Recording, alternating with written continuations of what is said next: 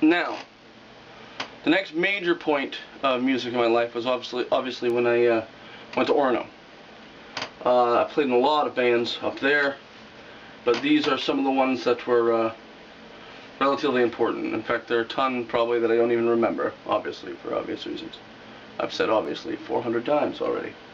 So first of all, they're one-off bands. I formed a band with Mike Fox and Stephen Samuels called Spirit of Alexander. We had one original composition that I entitled Re-Entry, which ended up being a Mendicant song, which is pretty funny. And then I was in a Rush cover band with Stu Boehm on drums and some blonde dude that I don't even remember playing guitar. But we only practiced like once or twice, but we tracked some stuff and it was pretty cool. I also joined a couple of bands on stage, either for one-off performances or one-off recordings that were pretty strange. I played in a band called Orlando, which was with Keith Orlando. I played bass. He was a ripping saxophone and guitar player. I played in a band called Gondwana for one day. They kicked me out because I played too fast. They were kind of like a jam band with flute, kind of like a Jethro Tull thing. I played in a band called Pong, which was just a bunch of ping pong dudes that played in my dorm. It was really, really horrible. I played with Jason Mizoraki for a while, another shredding guitar player. I played with Bill West, another shredding guitar player who ended up passing away a couple of years back.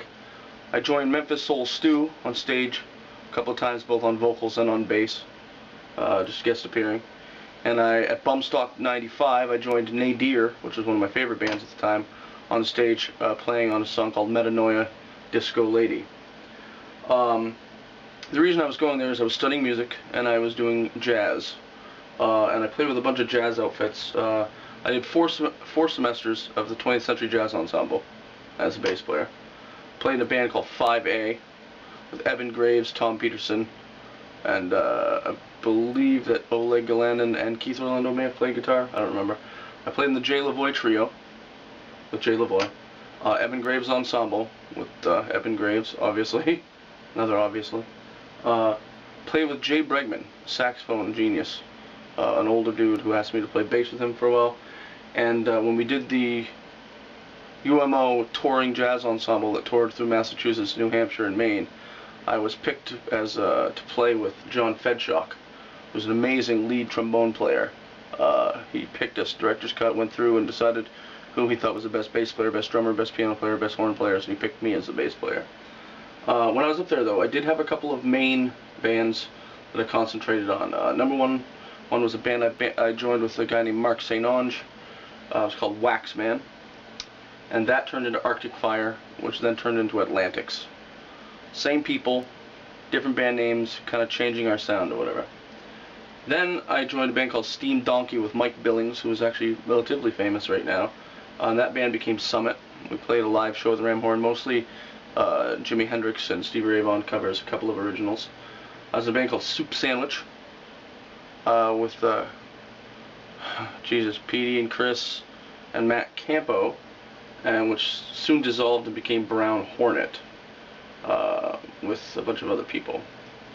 Then I was in a band called Mad Cash with Steve and Mike and Matt. We played a couple of frat parties, and that was more like a Allman Brothers-y jam band type of thing.